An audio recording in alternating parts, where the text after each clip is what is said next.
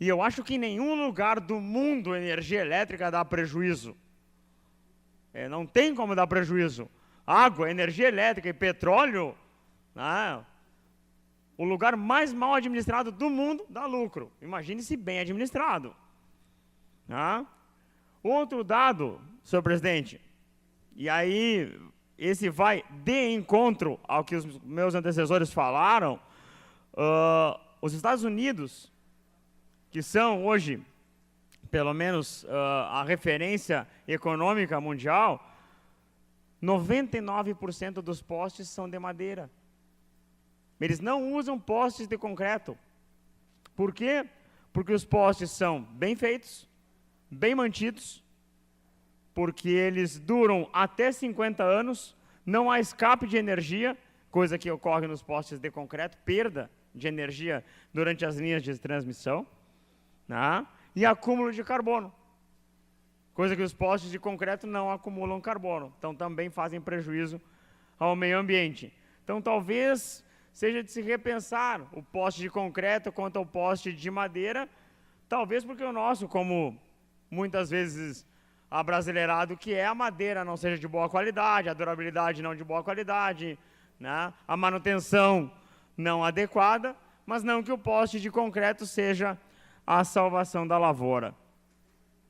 E que sim, as nossas empresas estatais, sejam elas a Corsã, a CE, é de questionar por que elas dão prejuízo.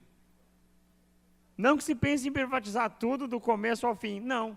Mas é de se repensar por que uma empresa privada dá lucro e uma estatal dá prejuízo. Porque muitas vezes uma estatal não passa de um cabide de emprego, como é a Petrobras, que qualquer refinaria no mundo dá lucro, só a Petrobras dá prejuízo. E isso não serve só a nível estadual, mas a nível federal. Bom, eu queria usar o meu tempo mesmo sobre hoje, 22 de fevereiro. 22 de fevereiro é o Dia Mundial do Escotismo. Não confundir com o Dia Mundial do Escoteiro, que é 23 de abril. É 22 de fevereiro porque 22 de fevereiro de 1857 nascia em Londres o Baden-Powell, o patrono dos escoteiros. Por coincidência, também em 1732 nascia George Washington, o patrono dos Estados Unidos. Mas por que eu trouxe isso hoje? Por que eu trouxe essa ideia hoje? Porque lá no princípio, o Baden-Powell, quando fundou o escotismo, ele fundou o escotismo baseado em uma coisa só: honra. Que um homem deveria ter honra, que um homem deveria ter palavra, que um homem deveria ter caráter, que um homem deveria ter integridade. E justamente hoje, no 22 de fevereiro, já de 2016, nós vemos a casa daquele que disse que é o homem mais honesto desse Brasil. Nós vimos um marqueteiro dele tendo seu mandado de prisão e estando refugiado na República Dominicana, e acho que não volta, né? Nós vemos o triplex que não é dele, né? Não sendo dele, e aí fica uma dúvida que eu deixo a todos vocês e eu gostaria que alguém me respondesse.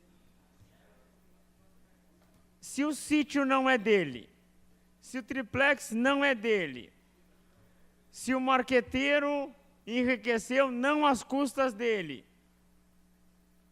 toda a bebida que foi para aquele sítio, as ditas 37 mil garrafas de vinho, são de quem? São de quem? São de quem? Se não é dele, se o sítio não é dele, se não é de ninguém. Se o homem mais honesto do Brasil, dito por ele mesmo, né, não é dono de nada, quem é o dono? Quem é o dono?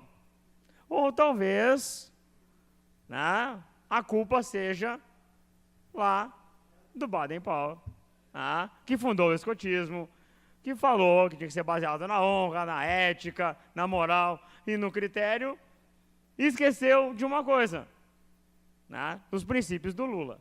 Qual?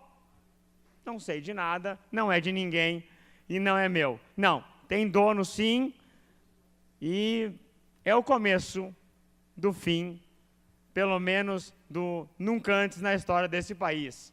Tá? Então agora a Operação Lava Jato chega em mais uma etapa. Tá? Espero que dessa vez, diferente do videogame, aquele do Mario Bros, né, que a gente vai chegando, agora se chegue na fase, finalmente, do chefe. Tá? Érico Constava, senhor presidente, muito obrigado.